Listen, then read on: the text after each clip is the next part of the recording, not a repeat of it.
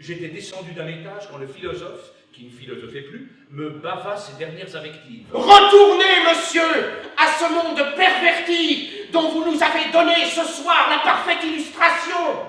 Foutez bien votre princesse, qui n'a ni la grâce, ni l'esprit d'une vraie princesse.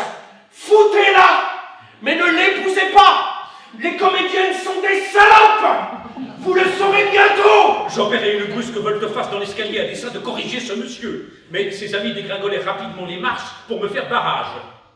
Rousseau, affalé sur la rambarde, tenu aux épaules par la femme en robe sombre et par sa servante, crachotait une espèce de bile que je pris pour du sang et qui me fit peur.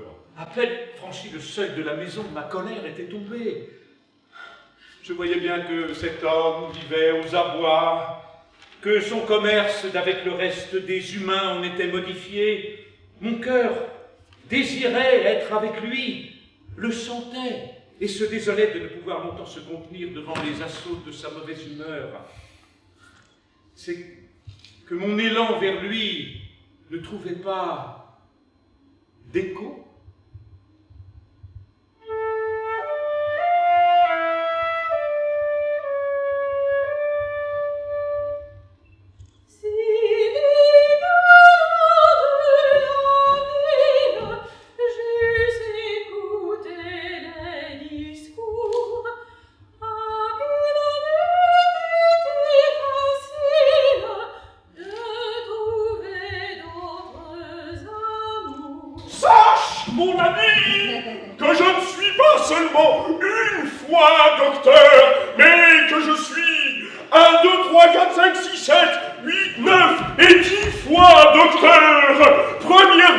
Parce que comme le 1 est le premier de tous les nombres, je suis le premier de tous les docteurs, le docte des doctes.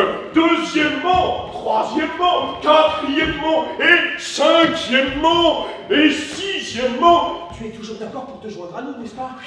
Et septièmement, et huitièmement, et neuvièmement, et dixièmement. C'est bien plus tard que le jeune homme comprit qu'il avait dérangé une lecture clandestine du manuscrit des Confessions.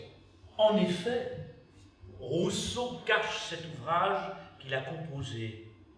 Il a écrit dans son testament qu'il ne doit pas paraître avant l'année 1800, c'est-à-dire dans un quart de siècle.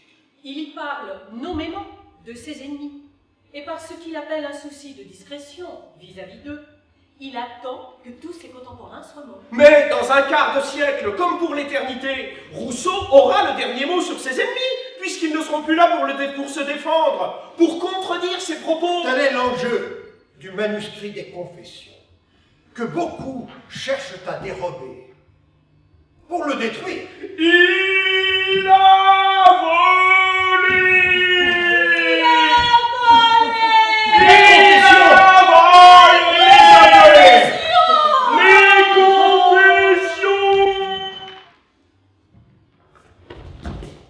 Mais t'as peur.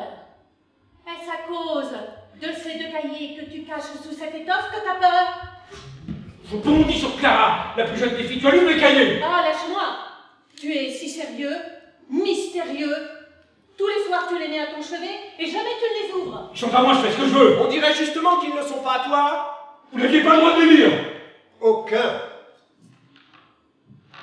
d'entre nous ne sait lire.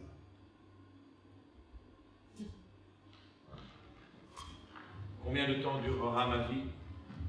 Je veux la passer à me souvenir de cette nuit où, dans un lieu retiré du monde, une petite troupe de comédiens écouta la palpitation d'un cœur blessé. Incertain encore, nous veillâmes comme les bergers sur la venue au monde d'un être humain, le premier parmi les humains peut-être. Ma voix accompagna jusqu'au bout la dernière chandelle. Quand elle mourut, son odeur de fumée flotta dans nos narines dilatées. Le neveu s'était endormi, son souffle enfantin se mêlait à la toux rauque des chevaux. Je savais que Geneviève, Joseph et leurs filles comme moi avaient la fièvre. Nous nous étions donné ce frère trébuchant, cet aîné trompé si souvent aveuglé par lui-même, dont la sincérité ardente nous valait ce cri C'est tout ça. Un homme. C'est injuste. Je ne le connais pas. Qu'elle s'en aille. Qui la retient aujourd'hui? Quelle ingratitude. Le marquis se reprend à ne pas oublier qu'elle est la veuve de Jean-Jacques. Ne faisons-nous pas porter reste ce que nous pouvons? Que de lettres échangées en 6 mois déjà avec du Pérou, de Neuchâtel, Moultou, de Genève. Depuis le triste matin de la mort de Jean-Jacques, il n'est pas 5 jours sans que circule une lettre entre nous trois. Nous, les vrais amis de Jean-Jacques, peut-être les seuls, hélas, qui nous jamais sur cette terre, nous traitons avec la société typographique de Genève. Nous sommes entendus. Thérèse touchera un capital à la publication des œuvres.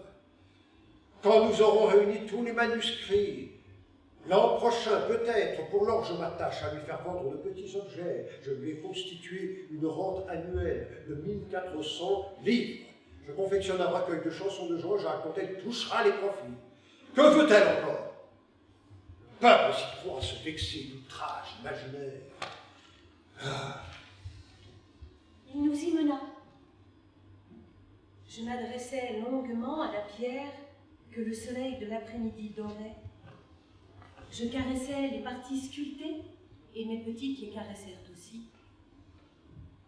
Vous avez là un ami pour la vie, leur murmurai-je.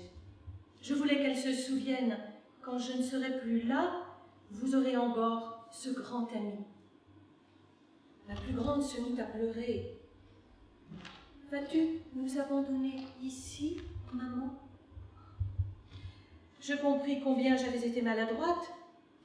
Je serrai mes 2 petites contre moi. Je leur dis qu'un jour, quand elles seraient mères, à leur tour, elles se rappelleraient les douceurs de cet instant, passées sur l'île, toutes les 3, et qui pourraient venir, à leur tour, présenter leurs propres enfants à ce Jean-Jacques, qui avait écrit des lignes si douces pour eux et leurs parents.